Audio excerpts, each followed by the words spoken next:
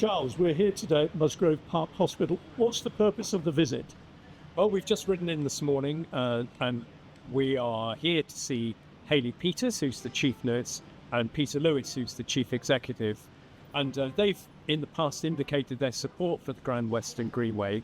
We're here to talk to them about that and to show them, help them perhaps to see ways in which it will benefit not only their staff to get to work, but also them as an organisation.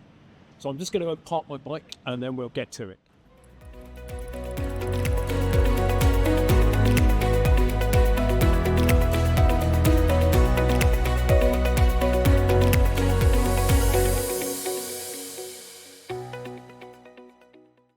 Hayley, thank you for giving up some time today.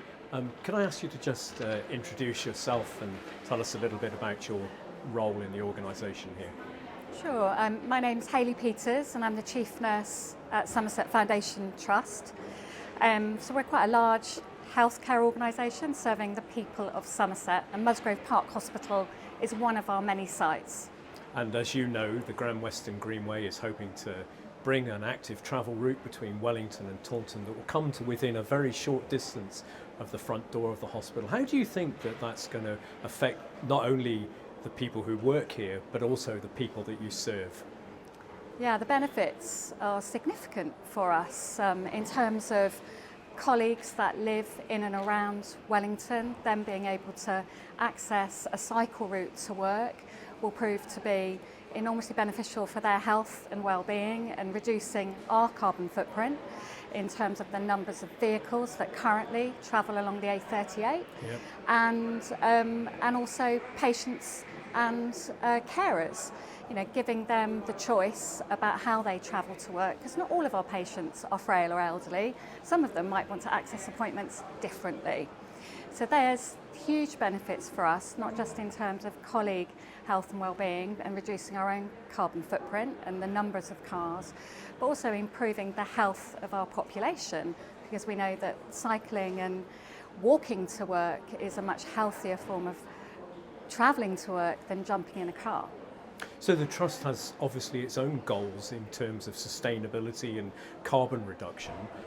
One of the things that I often wonder is that you can build wonderful routes and paths and all sorts of things, but how do you go about convincing must be thousands of people that work here, how do you convince them to sort of change their old habits of driving to work into something that's going to benefit them so much more if they could cycle in or walk in even?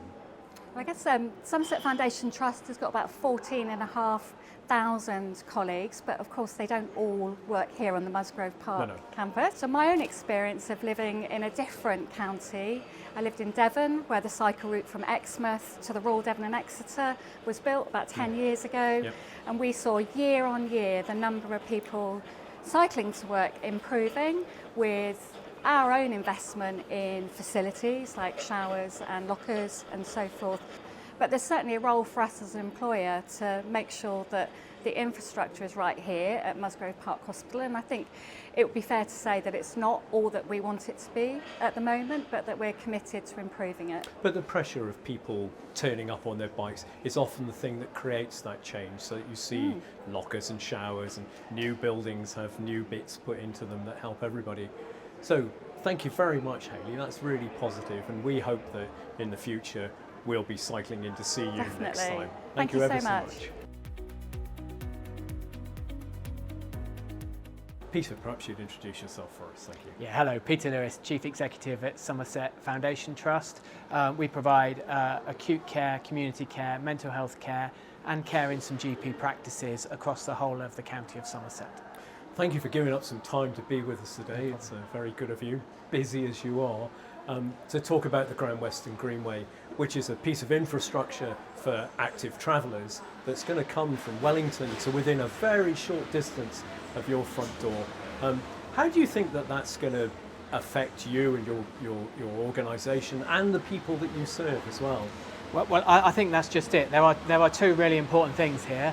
An opportunity for a group of our colleagues who work at Musgrove Park, but also other places in Taunton, to travel into work without using their car, whether they can cycle, whether they can walk using the Greenway. We know that a lot of people cycle anyway, but that A38 is a very busy road and it would be better to give an alternative.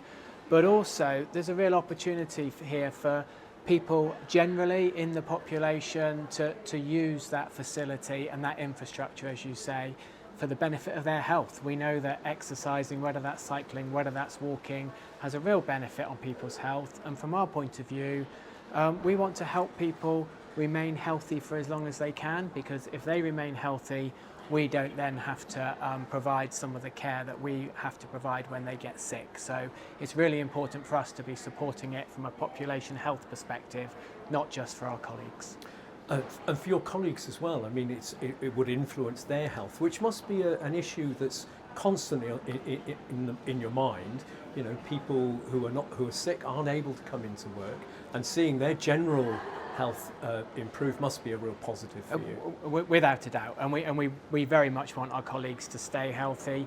We know if we have healthy colleagues, they're more likely to be much more engaged with what they're doing at work and provide a better service to patients as well. So yes, all round, we think this is a really great opportunity. Do you see a role for social prescribing in which people are able to incorporate using this type of facility into patient care as being something that's realistic and practical? Well, and I think some of it is about the opportunity, isn't it? Because we can advise patients about what they should do in terms of taking exercise, but often the availability of the facility or the opportunity is what's missing. So something like this, that the more people that use it, the more people that talk about it, the more likely we are to get other people using it as well. So definitely having that available, giving the opportunity for people is more likely to make it happen and make it a realistic thing for us to advise people to do, definitely. The NHS as an organisation is always struggling under financial pressures. The Department for Transport reckons there's a real benefit to be had from building active travel infrastructure. Huge return on that, and that must be something that you might think about from day to day. Oh, if we can help people stay healthier for longer, we know that has an impact. As the NHS, we are here for people when they get sick, but clearly it's really difficult to keep up with that. And the more people that become sick, the harder it is for us to respond. So actually, that investment in prevention, essentially, and enabling people to stay healthy is really important, because it really helps us make the best use of the resources that we've got as well. So I hope that when we've got this built, we'll be able to look to you as a partner in organisation with us, and that we can help you as well as you helping us. We're very keen to work with partners across the community, and whatever support we can give them, and then in return, clearly we get a benefit as well. So yes, always. Excellent. Thank you very much for your time today. Really appreciate it. Thank you very much, Peter Lewis. Charles, we're here at a roundabout on the outskirts of Wellington, close to what seems to me to be the start of the only viable cycle infrastructure.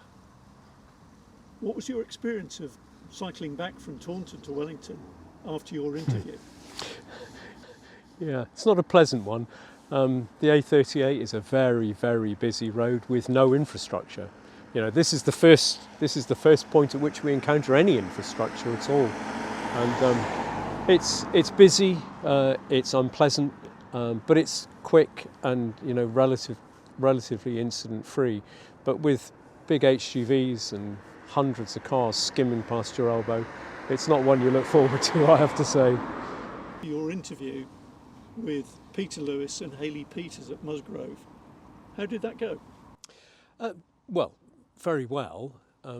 Those two are very senior, chief executive and chief nurse in a large employers organisation, and they recognise the importance of this project on two levels really. One being the benefit that it would have for their staff and for their organisation, but also for the benefit it would have on their patients. And the healthier their patients are, the better use they can make of their limited resources. The healthier their staff are, the more effective they are in delivering that care. And Hayley and Peter both understand that, from a strategic point of view as well as a personal point of view. So they remain very supportive and count themselves, I count them, as partners in this project. And when we come to talking to local government, even national government about it. To have those two behind us is a really, really positive thing that we can point to. Charles, what are the next stages for the project? Well, we've sort of sketched out the project as we think it should be. We're doing a piece of work to sort of put a lot more layers onto it. But I suppose once we know the route more clearly, the next stage is to talk in more depth with more landowners, the people who we'll share the land with to actually get from one end to the other. And the more landowners we have on board, then the easier it becomes. I mean, it's probably one of the trickiest parts of any project like this. But laying the groundwork, looking at the environmental studies, the engineering problems, and road crossings and rail crossings and all that sort of stuff is where we are at the moment. And getting that done over the next few months is really our biggest goal. And the people that have financed that have been the local communities. Taunton and Wellington town councils have funded that, and we're very grateful to them for doing it. Good luck, Charles, with the next stages in the project. Presumably you'll be keeping the website updated with the next moves and what's going on. Yep, we have a long mailing list, and we also have a growing membership of our CIC, and I blog once a month, which goes out on our website and gets emailed to people. So watch this space.